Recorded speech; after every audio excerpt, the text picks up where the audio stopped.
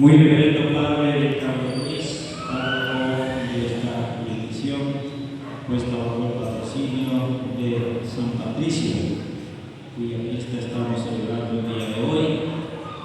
Saludamos también al Padre Chicho, antiguo párroco de esta comunidad eclesial, y muy queridos hermanos de las distintas organizaciones eclesiales de esta comunidad parroquial, hermanos todos.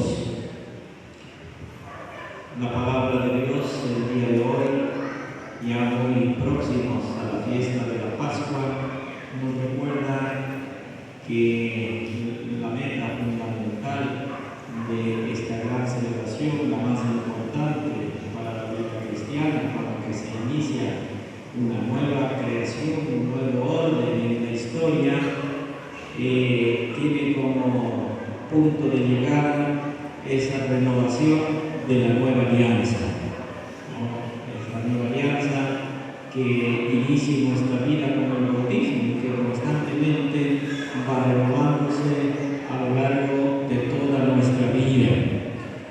Esta nueva alianza tiene características distintas de la antigua alianza. Eso es lo que nos recuerda el profeta Jeremías en la primera lectura, ¿no? De que el pueblo hebreo, después que había sido liberado de la esclavitud de Egipto, en la última noche, con el signo de la sangre del Cordero, a través de su trayectoria por el desierto hasta llegar a la tierra prometida, cometió muchas infidelidades a esa primera alianza, que tenía sus características, se podrían decir, de propedéuticas, es decir, como un primer nivel de esa alianza, ¿verdad?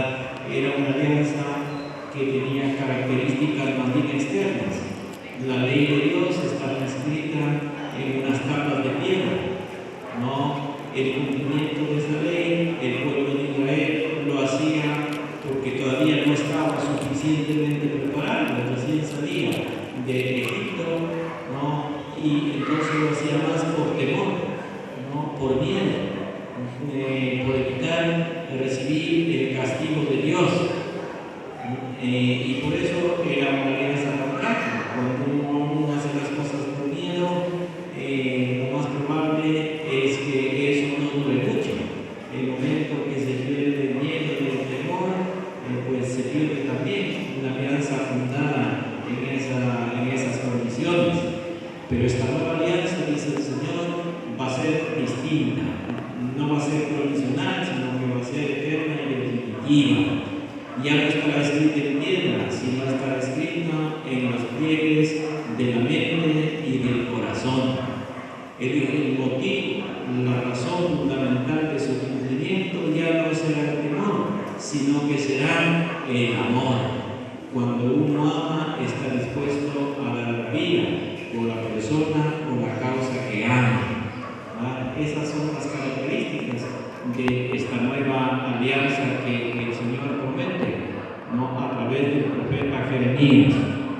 La condición necesaria para participar en esta nueva alianza podíamos encontrarla en el mismo responsorio del Salmo, ¿no? Se necesita un corazón nuevo.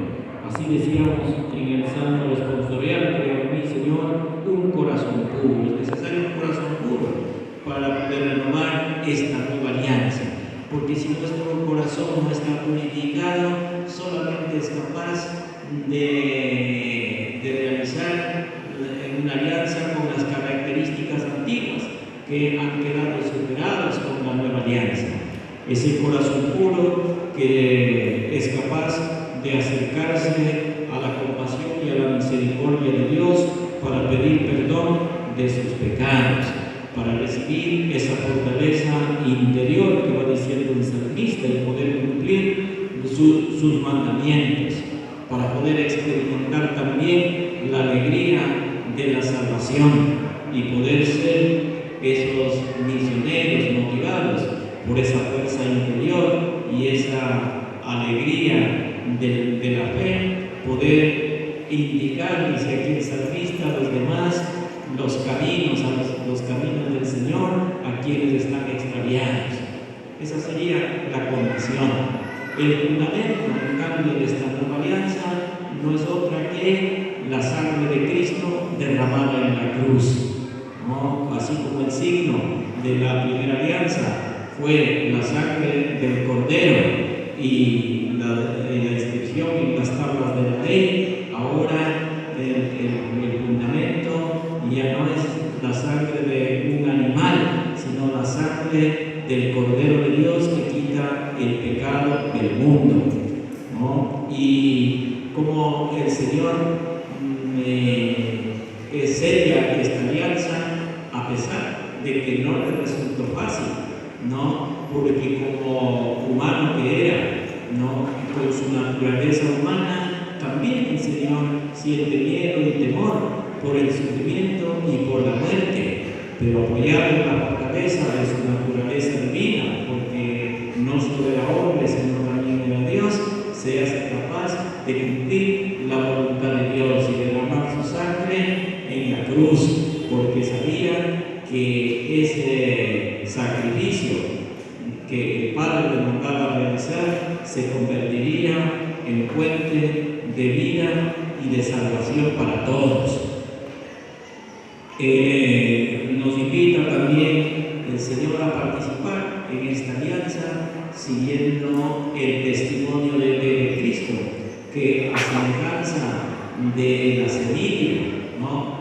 Esa es la respuesta que da el Señor a estos hombres que le buscaban, ¿no?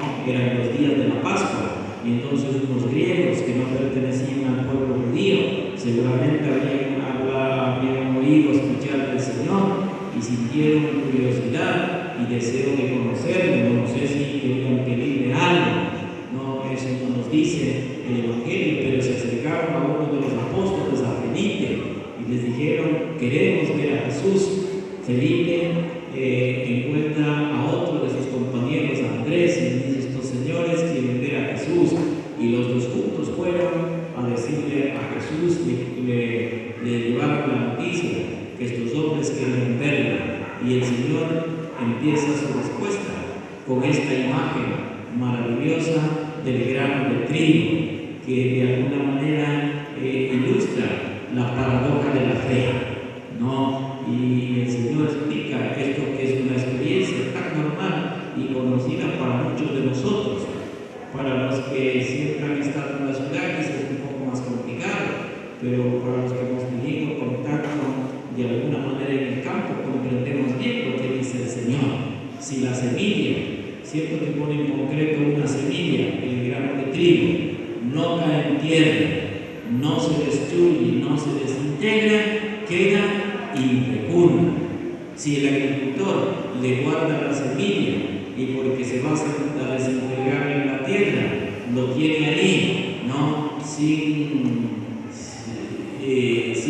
cultivar, pues seguro que queda infecunda esa semilla, no sirve para nada, porque terminará al cabo de los tiempos apolillándose y dañándose, ¿no? Si el grano de trigo no cae en tierra y no muere, queda infecundo, ilustra el Señor.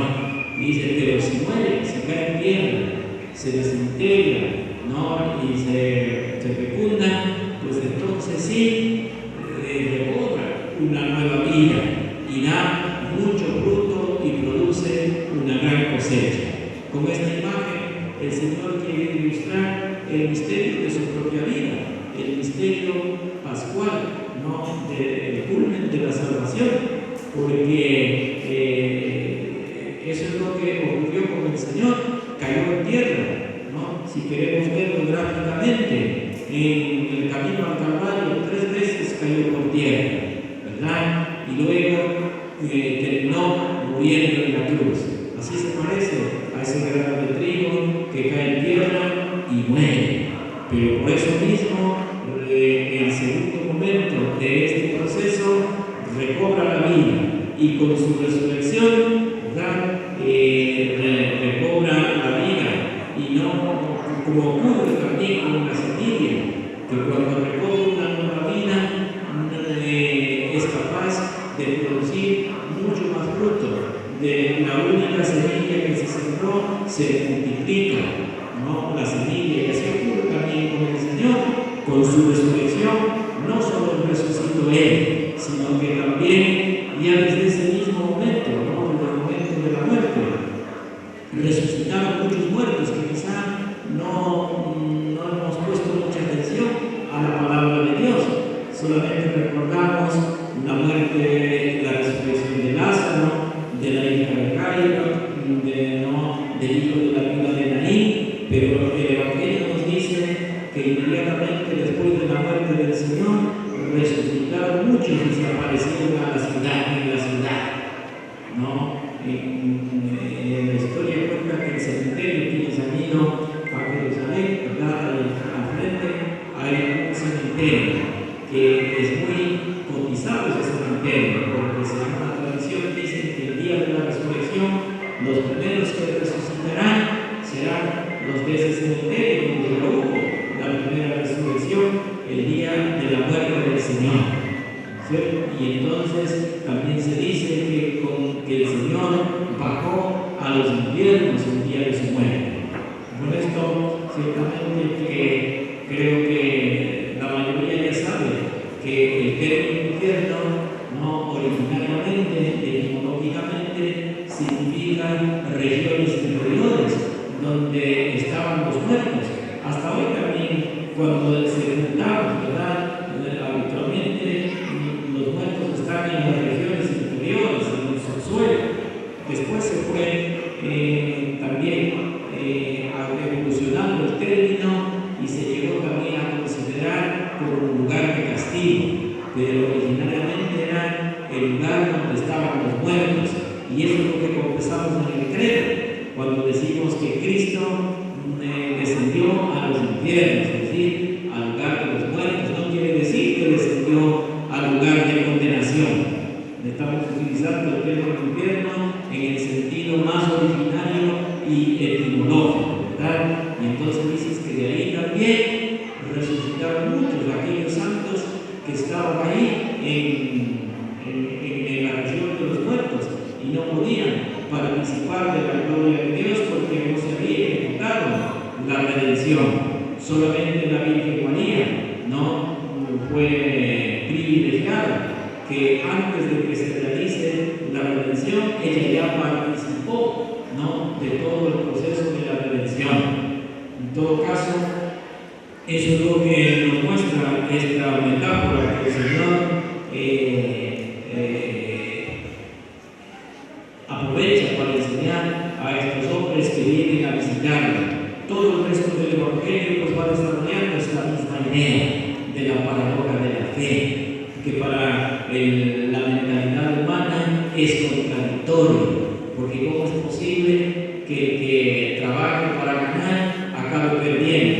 Esto todavía se puede comprender más o menos como un fracaso, pero que trabaje para perder acabe ganando, eso sí le rompe los esquemas, ¿verdad? Pero así son los caminos del Señor. Por eso dice: el que pierda su vida por mí, por el Evangelio, acabará ganándola y ganándola en plenitud. Pero el que quiera asegurarse su vida, no es solamente para él, sin arriesgar por cumplir la voluntad del Señor, ese acabará terminando su alma, acabará perdiendo su propia vida. Yo creo que hoy podemos pedirle a San Patricio, ¿no?, que nos ayude a aplicar a nuestra vida el mensaje de la palabra de Dios que el día de hoy nos trae, que nos enseñe a renovar constantemente esa nueva alianza con el Señor. Cada vez que nos confesamos, renovamos la nueva alianza. Cada vez que participamos en la celebración de la Eucaristía y venimos con el deseo de ser mejores, de ser más fieles a Dios, de amar más a nuestros hermanos, comenzando por los que tenemos más de cerca, nuestra familia, estamos renovando esa nueva alianza con el Señor. Cada vez que celebramos con gozo los grandes acontecimientos de la fe, pues renovamos la nueva alianza con el Señor. No, por parte de Dios la alianza es definitiva, pero por parte nuestra no, porque nosotros somos limitados y no podemos cargar con todo el potencial que tiene esa nueva alianza. Y por eso tenemos que estar renovándolo constantemente y que lo hagamos esta renovación con ese corazón puro que nos decía David en el Salmo responsorial, que renueve siempre nuestro corazón, ¿no? Y que siempre actuemos con rectitud de intención y que seamos fieles a la voluntad del Señor, siguiendo el testimonio de Cristo, aunque a veces nos toque vivir situaciones difíciles, ¿no? Aunque a veces nos toque cargar con la cruz, nos toque experimentar el dolor y el sufrimiento de la pasión, ¿no? Como el Señor, hasta incluso el día antes de su pasión: Padre, si es posible, aparta de mí este cáliz, ¿no? Porque le resultaba difícil, le resultaba complicado como humano que era, pero su respuesta siempre ha estado iluminada por el Espíritu de Dios. Pero que no se haga mi voluntad, sino la tuya. Que este sea también el lema de nuestra vida. Nos tocarán situaciones difíciles si queremos ser fieles al Señor. A veces una enfermedad, un sufrimiento, un dolor, ¿verdad? Ahí es cuando tenemos que seguir las huellas de Cristo, como nos dice el apóstol Pedro, ¿no? En una de sus cartas: Cristo padeció por nosotros, dejándonos un ejemplo para que sigamos sus huellas. Si el Espíritu de Dios no anima nuestra vida, lo único que se nos ocurrirá es buscar opciones de cobardía y de comodidad, como la eutanasia, por ejemplo, ¿verdad? Que eso es una cobardía, no querer participar en la cruz de Cristo.